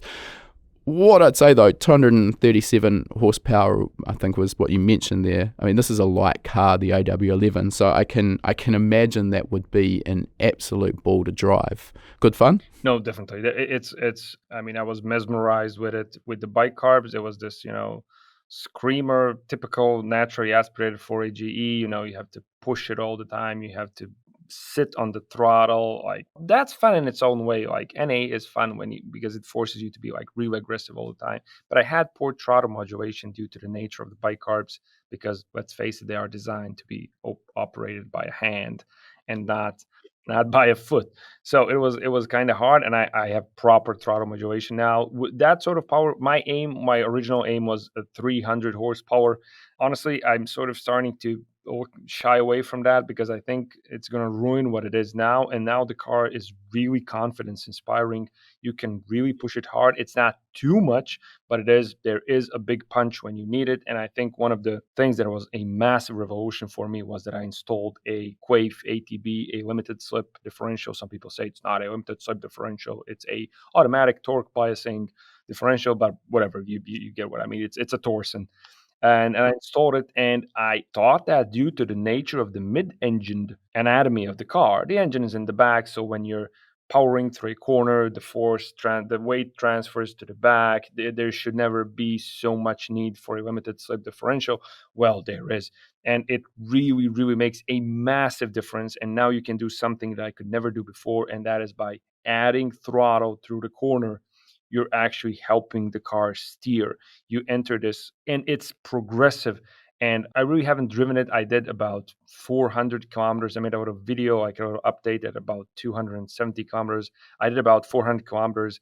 And I really wish I could have done more. And I can't wait to get back and be reunited with the car. But through the corners, you can do this, what you can't do before. And it really eliminated this tendency of the AW11 chassis to feel sort of snappy and twitchy when you're near the limit. Somehow, I'm not 100% sure, because I'm not yet totally invested in the suspension. Everything is still this enthusiast level street testing, and then, fixing that. But I keep it at that level because I don't have a choice, and also because I think it helps also make that part of my content realistic and relatable. And it's amazing to see motorsport level stuff and be inspired and strive towards that. But when you're on an enthusiast level, you are constrained by these things, budget and stuff. And I mean, I think that is, as you say, relatable though, because 99% of people out there don't have an unlimited budget to throw at their build. So it's all about what you can do with your resources to get the best possible result. So, hence, as you say, the cheap entry-level turbo. But, it might not be a Borg Warner or a Garrett, but it's still getting a pretty stand-up result. Let's move on. I had a list of your more popular videos that, as I mentioned earlier, sort of getting up around that sort of 5 million plus views that I kind of wanted to dive into. We've sort of already briefly gone over the horsepower and torque, but there are a couple of others that I'll see if we've sort of got time to go through. One of them, obviously, you've got a lot of deep interest in engines, engine development, engine performance, and one of the videos that I found quite interesting on your channel was one about rod to stroke ratio. And I think this is another one of those relatively obscure sort of terms that people don't understand or don't even really understand exists. Can you talk us through it? What's important about the rod-to-stroke ratio? I guess start with what is it? Sure. I mean, what I just want to add is that in general, a lot of my videos, one of the popular ones, are sort of feed on my obsession with, it's not just about building engines, but for me, it's engine anatomy and engine geometry. And these things, like at some point, I really got deep into it, and like engine balance. Many of these stuff for an enthusiast really don't matter. I mean, you're never going to modify your rod to stroke ratio as an enthusiast. I think 90% of the people won't touch it. They won't move the pin in the piston. They won't get a stroker kit. Many of them just won't do any of that, but it's still really nice to be able to wrap your head around it, because once you wrap your head around it, it really helps you understand even better how an engine works. And then you research your own engine's rod to stroke ratio, and it tells you something about your engine. Well, I'll just interrupt there. I'd say that indirectly, I reckon a fair few enthusiasts are modifying their rod to stroke ratio, and they're doing it by necessity, and they're making it worse. And what I'm talking about here is stroker kits, because typically, with very few exceptions, stroker kits are a popular option for a number of engines, and ultimately, because of the increase in stroke and the fixed geometry of the deck height of the block, you are inevitably going to end up with a worse rod to stroke ratio than you did with the stock crankshaft. So I digress. Let's get back to what you were saying, though. Sure. I mean, basically the whole deal with the rod stroke ratio, I mean, as the name says, it's the ratio of the length of your rod to the length of your engine stroke. And I mean, the key thing that I always, when it comes to this, that helped me understand it and how I try to explain it, is you're modifying how much your rod angles or how much it steps out from its path of travel. I mean, the piston goes up and down, the crankshaft rotates, but the rod has this complicated path. And the more you make it step out, the faster it's going to pull the piston down. And if you look at an engine with a let's say relatively high rod stroke ratio, for example, the 4AGE, which is like 1 point, I forgot, but that's an engine where the rod angles a lot and it pulls the piston down pretty fast. And you have other engines where basically you have a rod to stroke ratio where you don't have this, and you have then even better cylinder filling and a bunch of other stuff. And these are difficult concepts to explain without the benefit of graphics, which obviously doesn't lend itself well to podcasting, but we'll try and put some images, or maybe actually just easiest, a link to your video about it, because we can't explain it any better than what you've done. So people who want to find out a little bit more about it can. But I mean, basically, if you look at what we're talking about there and consider an engine with a conventional length conrod, and then look at what that would look like in terms of the angulation of the rod to the piston if we had a conrod of infinite length, obviously clearly impossible, but that really highlights those differences. The subtle element is, while most people understand that in a full rotation of the crankshaft, the piston obviously starts at the top of the stroke, moves to the bottom, and moves to the top, and that's fixed when that's just the engine rotation. But what's actually happening to the piston velocity between top dead center and bottom dead center, easy to assume that that's fixed, but it isn't, is it? This is something that the rod to stroke ratio, changing that, can affect the way the piston actually accelerates away from top dead center. Yes, basically. Yeah, obviously. I mean, again, this brings us back to the rod stepping out. I mean, yeah, when you angle it, obviously its relative length in relation to the piston and the crankshaft changes, so the rod sort of pulls the piston down. So if you modify your rod to stroke ratio in a way that the rod angles more, you're going to have less dwell time of the piston at top dead center. You're going to increase how fast the piston basically escapes from the area of top dead center, because your rod steps out more, it angles more, and the more it angles, the shorter, quote unquote shorter, it becomes in relation to the straight line between the piston and the crankshaft. So the more you angle, the faster you're going to pull the piston down, and then the less time your piston is going to spend at top dead center. Now that can actually prove beneficial in aiding cylinder fill at a certain RPM range, because that faster acceleration away from top dead center. Basically what that's creating is it's increasing the volume inside the combustion chamber, inside the cylinder quicker relative to a longer rod-to-stroke ratio. So that can create a higher differential pressure between the intake manifold and the cylinder in that instant, helping to aid cylinder fill. But there's no free lunch here. What works at low RPM can be detrimental at high RPM, correct? When you get to high RPM, you will of course want more piston dwell time at high RPM because you want to give the engine a bit more time, if possible, to breathe, basically. And the faster the piston goes down, this starts then going, basically not doing you a favor anymore, because now the piston is going down too fast and you don't have enough time to fill the cylinder. So really, reading between the lines here, what we've got is a rod-to-stroke ratio. There's no magic number. It's dependent on the design of the engine. And if we've got something that's low revving, probably we're going to find that will have a lower rod-to-stroke ratio. But if we're looking at maybe a sport bike, or maybe again coming back to our F1 example earlier, much longer rod-to-stroke ratio, optimized for that high RPM performance. One thing I will point out as well is that it's difficult to alter the rod-to-stroke ratio on a factory engine because, like I said, we're kind of fixed with the deck height of the block. Kind of defines, really we've got to fit the ring pack onto the piston, and that in turn defines how high in the piston the wrist pin can fit, which is the compression height.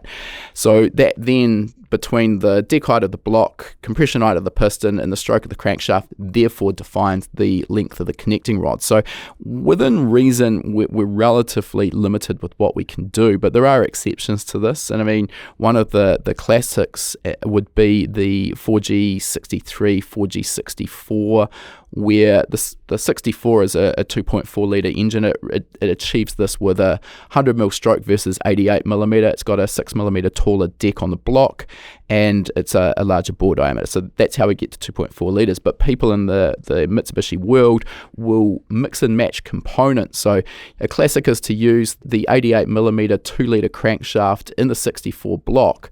And then, obviously, with the stock 156mm rod, the piston's not going to come up to be flush with the deck of the block. That therefore allows a longer connecting rod to be fitted to get the piston where it needs to be at TDC. Now we've actually got an improved rod-to-stroke ratio. You want to go one step further, you can use a stroker-style piston where the wrist pin has also been moved up in the block. This is how people fit the 100mm crankshaft into the shorter deck 4G63 block and make it all work. So that wrist pin then intersects the oil control ring, which is fine. We just use a rail to support that. We've got the rod moved up in the piston. That allows, again, a longer rod, again, improving our rod-to-stroke ratio. So it is possible. Not all engines have that level of flexibility, but the 63, 64 is one that just springs to mind. Yeah, you basically have a factory available stroker kit, whereas other engines you have to get one, in the aftermarket. Yeah, correct. While we're on sort of engine topics as well, another one that I see a huge amount of confusion in is engine balance. You've got a few videos that cover this. So again, huge amount of misinformation around this. I mean, a lot of people sort of understand that balancing our engine components in terms of making, say, all of the pistons weigh the same within maybe half a gram or a gram, that's probably a good idea. Things get a little bit trickier when we're talking about balancing the connecting rods, because the connecting rod is not just a simple case of making sure that the overall weight of the rod is the same. We actually separate out the small end and the big end. Anyway, let's start by talking about the terms primary and secondary balance. Can you explain those? Primary balance, this is basic. Both primary and secondary balance is something inherently built into the engine. For example, the balance you mentioned, which is, we would call this the static balance of the components. You could even call it dynamic balance if you take into account from a different perspective. But basically, this is something you can modify by changing the weight of the components. You can shave off little bits, but the primary and secondary balance is something that is inherently built into the engine, and it's primarily influenced by the number of the pistons and actually number of the cylinders. So primary balance, this is, if you want to call it, the most simple from a physics perspective, you can feel and see primary balance by moving your hand up and down, and this is the inertia related to an object. So the piston goes up and down, and when it changes direction, obviously it's going to exert an inertial force in the direction in which it was traveling before it changed direction. So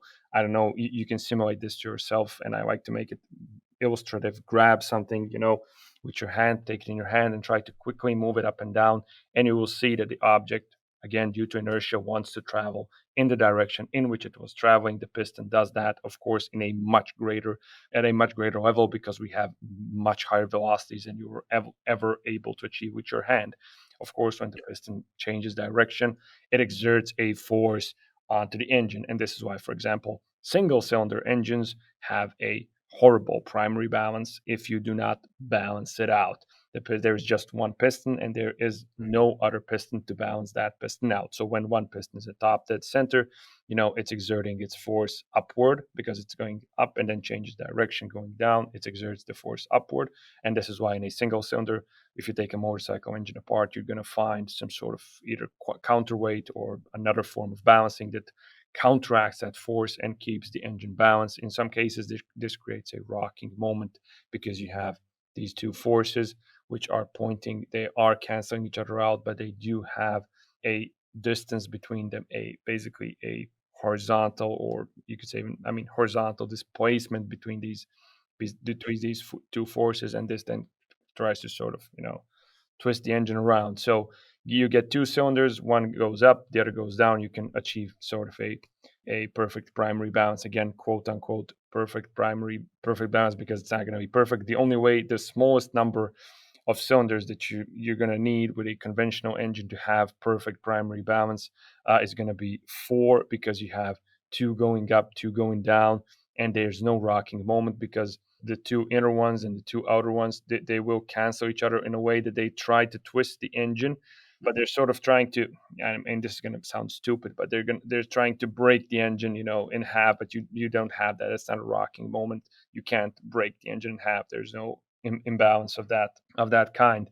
Now, secondary balance again brings us back to our rod stepping out. So as the rod angles, as the piston goes from top dead center to 90 degrees of engine rotation, the rod gets ever more angled. It steps out from its, perfectly vertical position. As it does this, it pulls the piston down. Now, to understand secondary balance, we have to think about it and observe it separately from primary balance. You have to forget about what the piston is doing. We're just focusing on what the rod is doing to the piston. And as the rod angles, as it steps out, it's pulling the piston down, which means that the rod itself is creating this angling of the rod is creating a little force. Now, secondary forces are much smaller than primary forces, but they still exist. They're about 1/4. Usually, this is not very exact, but usually about 1/4 of primary forces. And these secondary forces, again, they do create vibrations, and again, you have to cancel them out. Now, to deal with primary and secondary forces, so primary forces of a piston, when the piston is at top dead center, the force obviously points out, because points upward, because the piston is changing direction. When it's at bottom dead center, the force points downward because it's changing direction from going down to going up.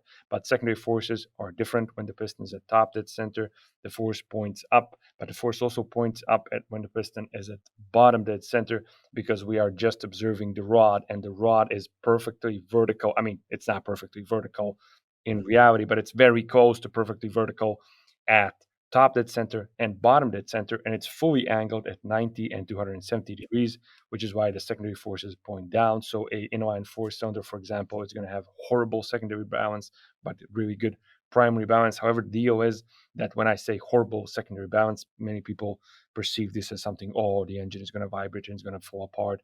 It's not. You have, again, other factors which then tie into this. And for example, again, a rod to stroke ratio, the size of the engine, the size of the pistons, all of this is going to dictate the mass of the pistons, how much secondary imbalance you're going to have. So you have engines which are inline four cylinder engines which have no balancing shafts for secondary balance. So it's just left there. And these are vibrations which are small and which you can get rid of with engine mounts or, other clever little engineering tricks, and you won't really really feel the secondary balance. It won't be that bad. It's there, but it's not something horrible. Whereas primary balance is much more noticeable, and something that's also really noticeable is a gap in your firing interval. Many people perceive this as we have to perceive it because due to human senses as vibrations. So a big gap in firing interval, which you can see, for example, in a V twin or in a single cylinder, that it usually feels a lot worse and a lot more vibey and less smooth than, for example, a poor secondary balance. Yep, okay. I think you've done probably as good a job of explaining that as we could possibly hope for. A really good example of getting this dead wrong is back in my old workshop days, I had a customer with a Skyline. It had a built RB30 turbo engine in it. I think I probably told the story again, but doesn't hurt to share it again. And the whole time from when he came to me, it had a horrible vibration, and it was really noticeable in and around idle, just transitioning off idle. Didn't actually notice it so much when you're up higher in the rev range. And we chased this problem for a couple of years. We thought it was a clutch issue, a flywheel. We went through the whole thing. And in the end, I think it ended up having a head gasket fail or something like that. So we pulled the engine down. And the reason for that was that whoever had built the engine previously had 5 matched connecting rods and one completely different rod, which was probably 100 grams difference in weight. And the fact that the engine even ran as reliably as it did is amazing. But I mean, classic example there of the imbalance and how you feel that. That's the only way to ruin an inline six because they are inherently quote unquote perfectly balanced. So you really have to mess it up for it to feel, 100 grams is a lot. I mean, at what, 5,000 RPMs, 100 grams is half a ton. I mean, it's not, but yeah. Yeah, I mean, I'm pulling numbers out of the sky here. Maybe it wasn't quite 100 grams, but it was absolutely noticeable.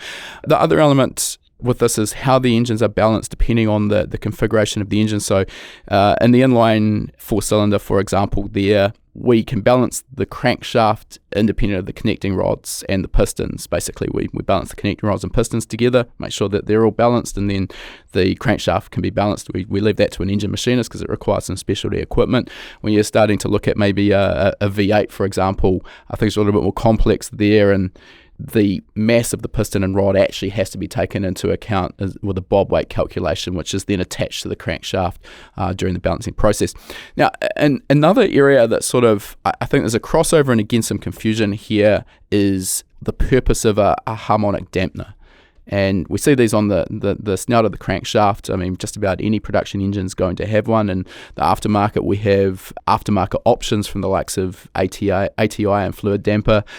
What do these do for our engine balance? Like, I think people think these are here as a band-aid for not balancing the engine properly, but it's a little bit different, correct? Yeah, for example, in an inline 4, you really are never going to need the crankshaft pulley to do anything in terms of balancing the engine, because it cannot do anything in terms of balancing the engine. If you were to put some sort of let's say, an offset weight on the crankshaft pulley of an inline 4, the only thing you can do is create an imbalance.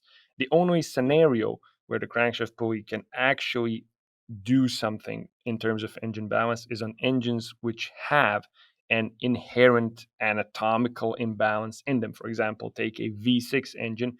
You have two inline 3s, and inline 3 has a primary imbalance, and these imbalances translate into the V6 engine. And you have some V6 engines, for example, top of my head, the Alfa Romeo Busso V6 engine. It has an offset weight crankshaft pulley and an offset weight flywheel.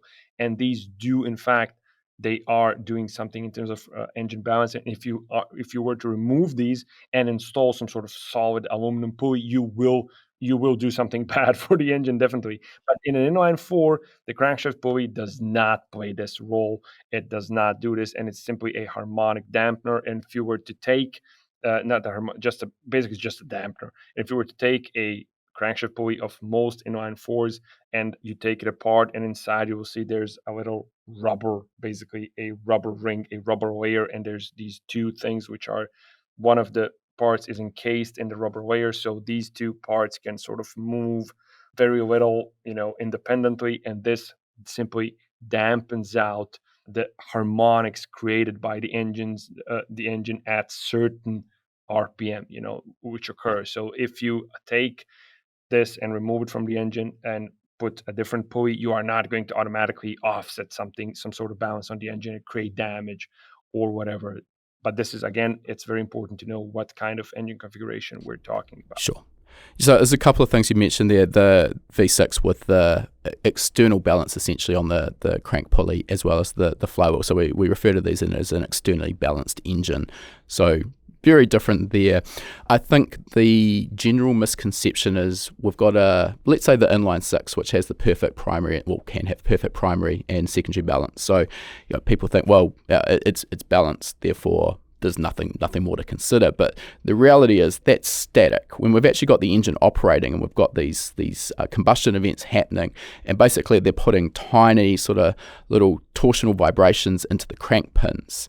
And that is what our harmonic damper is there to actually dampen out, correct? Yes, exactly. So this is independent of engine balance. They're two completely separate entities. I think this thing that it has something to do with balance, I think it comes, I'm pretty sure, from V8s, traditionally American V8s, like the Chevy small block and other engines where, as you said, it's external balance where the crankshaft pulley actually plays a part in the balance of the engine. I think this somehow spread into all other engines where in fact it does not. But again, what you mentioned with fluid damper and ATI and the other one is super damper. Is that like a model name of ATI or is it a separate brand? I think that is, I think that's the ATI product actually. I think it's the ATI Super Damper. Yeah, it's like white and it has super damper written on it. And you will see this on all high-powered builds because, as you explained, you are trying these. The more power you're making, the more you're pushing the engines, the greater the role these little, harmonics that you're trying to get out of the engine, the more it will be important to have one of these on your engine because the more power there is, the more torsional vibration there is, the more stress there is on the components, and you really do want to dampen these in the case of a serious build. Yeah, okay. All right, we could go on for another couple of hours, I'm quite sure, but I am aware of how long we've gone so far and we want to respect your time. So I think we're going to move towards wrapping this up. And we have the same three questions. The first of these questions is what's next in the future for you? And I mean specifically here, Driving for Answers, you've seen a huge level of success. I think you're getting pretty close to 1 million subscribers, which is a huge achievement for any YouTube channel. What's the sort of 5-year plan for Driving for Answers? Where do you see yourself? First of all, thank you. I mean, that's a tough one. From one perspective, I want to keep everything as is and just keep improving the content and not really fundamentally change anything because I just want to keep exploring interesting topics within the realm of engineering, mechanical engineering, car and bike enthusiasm and stuff like that. I would like to introduce, I want to start a little series where I explore different kinds of engines. I recently made a video about Stirling engines. I want to even go back to, steam engines, I want to introduce a bit more tangible content to the channel in terms of these, because I talked a lot about these mechanical concepts and I did a lot of, diagrams and drawings. And I want to see sort of that, try and make it a bit into practice. I did this to an extent with my 4-stroke versus 2-stroke video. I cut basically a 4-stroke and a 2-stroke engine in half, one cylinders, and I like that. I have to like the video myself in order before it gets successful because I like all the videos that did get a lot of views. I didn't publish them until I liked them myself. So in the next 5 years, I don't think there's going to be fundamental changes. I'm going to try to to improve the quality as much as possible and to try explore these little, side areas where I want to introduce slightly different, types of content with a bit more, let's say, tangible stuff in it, more relatable and not just green screen and graphs and stuff like that. But there's going to be, of course, green screen and graphs as well. Sounds good. More to look forward to.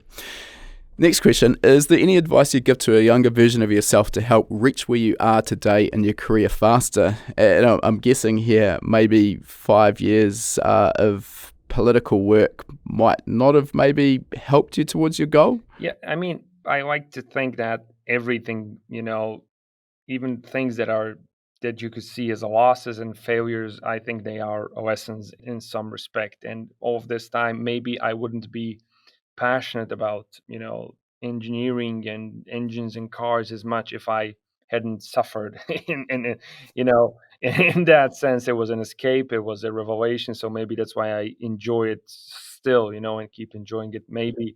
But a piece of advice is, I don't know, question yourself less, or maybe question yourself more. I'm not sure. Sometimes That's very conflicting. it, yeah, I'm not sure. I mean, some things should be questioned, but some others I shouldn't be overthinking. So it's completely useless advice. I'm probably the most useless, version of me from the future if I were to meet myself. I don't think I could help myself. So nothing good here. Sorry. I'll tell you what, I mean, because we talked about this earlier, and I think we've both experienced this. So I'll just mention here, which I already said, but I think the actual saying is, don't let perfection become the enemy of good enough. Yeah, true. It's so easy to fall into that trap of iterative improvements and, never releasing a video because you can make it better. And I mean, let's be honest, you're always going to be able to make it better. But is it good enough? Is it high quality? Does it get the topic out there? Let's put it out there and then let's learn from that and see the feedback. The other element there is, I think that people that are looking at building a YouTube channel will also use that as an excuse to overcome their fear of putting it out and seeing how the public respond.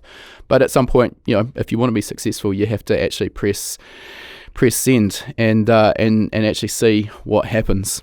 Next question, and our last question for today: if people want to follow you and see what you're up to, how they're best to do so. So what's your YouTube channel, your Instagram, etc.? Yeah, everything is Driving for Answers. I think it's separate everywhere. Driving _4 Answers, and it should come up. It's a weird name. Nothing else is called Driving for Answers, so there shouldn't be much trouble finding it. I am on Instagram, but don't bother. It's just recycled YouTube content that I put out there. And I'm also on TikTok, but that's recycled Instagram content.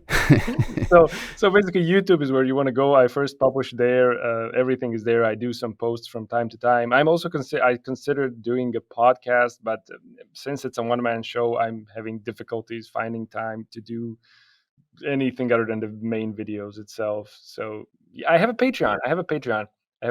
I sometimes publish behind the scenes stuff. So that's also just called Driving for Answers. You can find me there. You can join for as little as $1. Right. We'll, as usual, put those links in the show notes to make it super easy for people to find. And honestly, I would urge anyone who's got to the end of this, go and watch some of the Driving for Answers videos. I haven't seen better explanations of complex topics, which is, of course, why we're here talking today. Look, really appreciate your time. This one has gone long, but it's been great to actually get a chance to chat in person. So really appreciate it. And we look forward to seeing all of the great content you're bound to produce in the future. Thank you so much, man. Thank you so much. Coming from you, I mean, that means a lot. Thank you so much, man. Thank you. If you enjoyed this episode of Tuned In with Driving for Answers, we'd love it if you could drop a review on your chosen podcasting platform. These reviews really help us to grow our audience, and that in turn helps us to continue to get more high quality guests. To say thanks, each week we'll be picking a random reviewer and sending them out an HPA t-shirt free of charge anywhere in the world. This is also a great place to ask any questions you might have too, and I'll do my best to answer them if your review gets picked. So this week, a big shout out to JC Good Chat from Australia, who has said, engine building and tuning 101 go to. Building my turbo Honda CRX sleeper, this podcast has been invaluable. Plenty of relatable, easy to follow information both here and on their online training platform for budget garage racers like myself. Whether you're chasing 1,000 plus horsepower from your RB or Barra, or just budget boosting your daily, there is something for everyone in these entertaining podcasts. Well, great to hear that you're getting so much value out of the podcast, and if you get in touch with your t-shirt size and shipping details, we'll get a fresh tee shipped straight out to you. All right, that concludes our interview. And before we sign off, I just wanted to mention for anyone who's been perhaps hiding under a rock and hasn't heard of High Performance Academy before, we are an online training school and we specialize in teaching a range of performance automotive topics, everything from engine tuning and engine building through to wiring, car suspension and wheel alignment, data analysis, and race driver education. Now remember, you've got that coupon code.